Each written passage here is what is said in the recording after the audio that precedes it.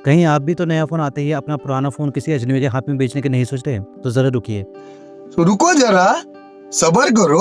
कहीं आप भी तो वो भोली वाली गलती नहीं कर रहे हैं, जिससे आपकी पर्सनल तस्वीरें, आपके बैंक के सारे राज़ और आपके पर्सनल चैट्स किसी और के हाथ में लग जाएँ, तो आपको कितना नुकसान वो पहुँचा सकता है। अगर आप किसी को फ़ोन देने से पहले रीसेट मारकर दे देते हैं और सोचते हैं कि आपका डाटा पूरी तरीके से उड़ गया है, तो आप स्कैम के शिकार हो सकते हैं। तो वीडियो को अंत तक बने रहिए, क्योंकि मैं आपको ऐसी चीज़ें बताऊँगा जो आपके होश उड़ा देंगी। नंबर 1, फ़ोन रीसेट करने के बाद भी आपका डाटा फ़ोन में ही रहता है। आप चौंक गए ना? मैं भी पहली बार सुनकर चौंक गया था, और ये कड़वा सच है। इतना कड़वा कि करेले का जूस भी मीठा लगे।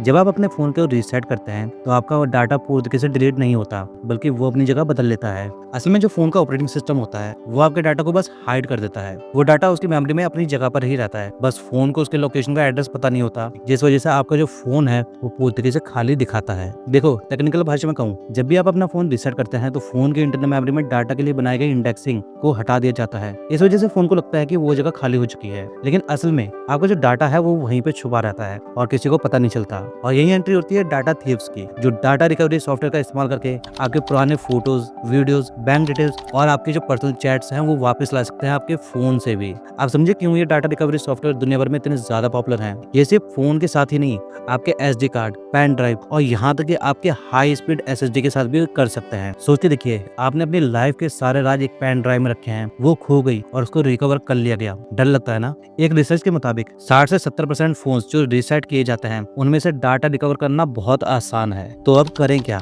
अब मैं आपको बताऊंगा पॉइंट 2। घबराइए मत, मैं आपको एक ब्रह्मास्त्र बताने वाला हूँ, जिससे आपका डाटा पूरी तरीके से सेफ रहेगा और कोई उसे रिकवर भी नहीं कर पाएगा। ये थोड़ा लंबा और मेहनती लग सकता है, लेकिन अगर आपको अपने डाटा की सेफ्टी चाहिए, तो ये आपको करना ही पड़ेगा, क्योंकि इसको करने के बाद आप आराम से सो सकते हैं और जो डाटा थीव्स होते हैं, वो आपका डाटा भी नहीं चुरा पाएंगे। स्टेप 1, सबसे पहले अपने फोन में गूगल प्ले स्टोर से कोई भी जंक फाइल क्लीनर ऐप डाल दें, जैसे CC क्लीनर या फाइल्स बाय गूगल। ये क्लीनर ऐप हमको डाटा डिलीट करने के लिए नहीं चाहिए, हमें तो फोन को जंक से भरना है, जैसे आप किसी खाली घर में कबाड़ भर देते हो। इसका मतलब है अपने फोन में ढेर सारी बेकार की मूवीज, बोरिंग गाने, फालतू की वेब सीरीज या कोई भी अटरम सटरम चीज डाल दो, इनकी आपको कोई परवाह ही नहीं है। ऐसी चीजें जो आपको कभी देखनी ही ना पड़े और जिसमें आपका कोई डाटा ना हो। फोन की मेमोरी को इतना भर दो कि उसमें कोई स्पेस ही ना बचे। इससे क्या होगा? आपका पुराना और जो असली डाटा है, वो ओवरराइट हो जाएगा। ओवरराइट का मतलब होता है कि जो पुराना डाटा होता है, उसकी जगह ये नया डाटा ले लेगा, जो कि पूरा का पूरा बेकार है। ऐसे में अगर कोई डाटा रिकवर करने की भी कोशिश करेगा, तो वो नहीं कर पाएगा। स्टेप 2, जंक फाइल से फोन भरने के बाद उसको एक बार फिर से रीसेट मार दो।